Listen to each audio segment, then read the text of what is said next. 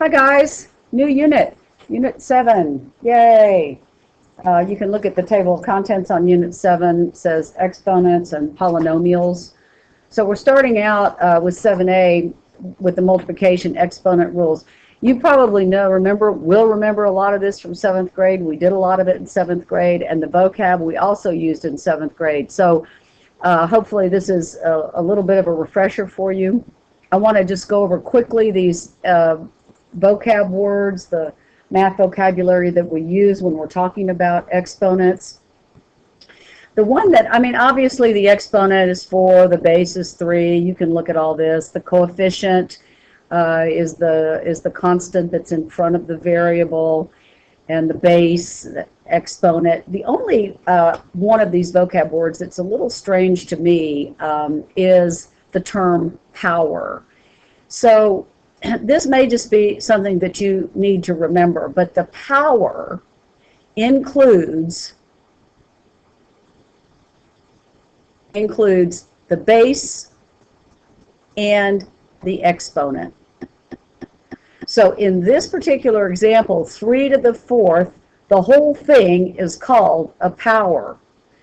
Normally, when I think of a power, I'm just thinking of the exponent, but that's not really true. So in true math vocab, which we're trying to get to here, the whole thing, the base and the exponent, is called the power.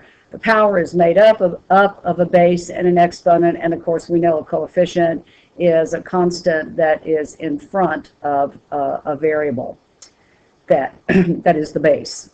So if a power has a coefficient, so here's an example down here, 3 times 2 to the 4th, we want to remember that the only thing that gets the exponent, that actually is raised to the exponent of 4, is the base itself.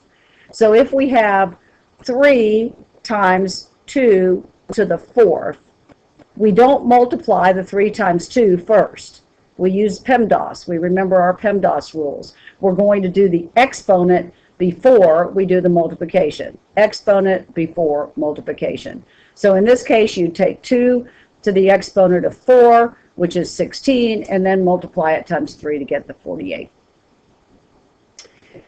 Okay, so just as a quick review, when you are multiplying and you have the same base, you add your exponents.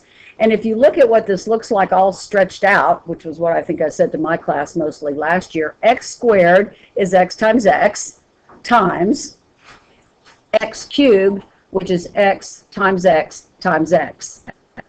So when you go to put that back together again, you want to take pictures? Yeah.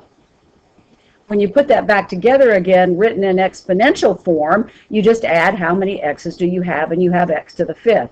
Well, that's all fine and well to go ahead and stretch it all out, but what if you had x to the 18th times x to the 22nd? You wouldn't want to stretch it all out, count them up, and then put it back together again. So basically the shortcut is add the exponents. So 2 plus 3 is 5, and your answer is x to the 5th, your simplified answer. And it just shows what I just said down here.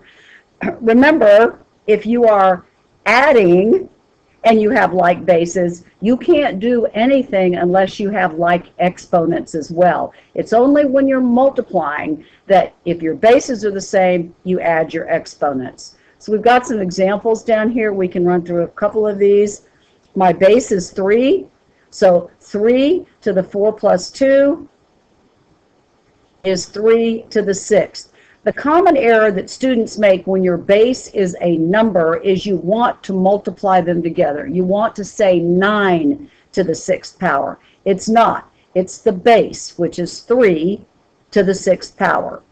Here we have -5. That's the base to the 9th power.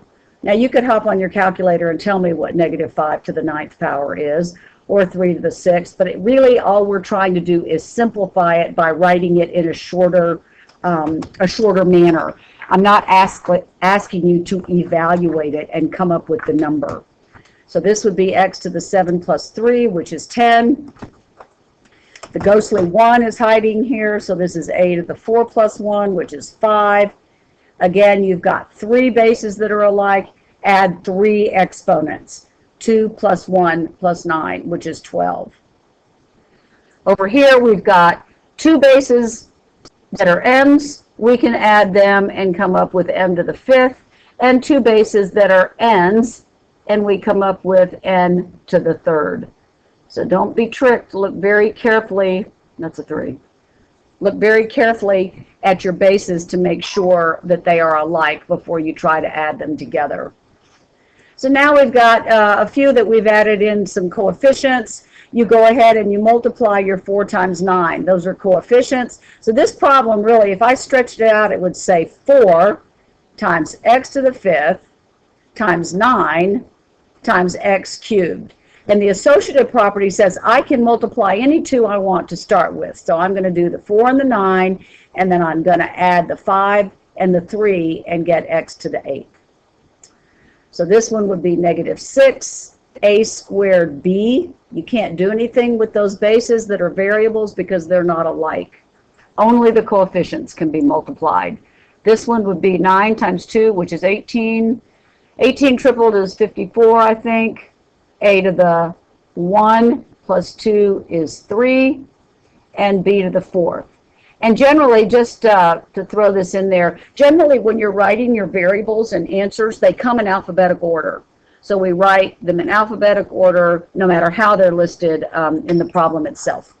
What do we have here? We have 15 times x to the, you can write the ghostly 1 if that helps you not to miss it.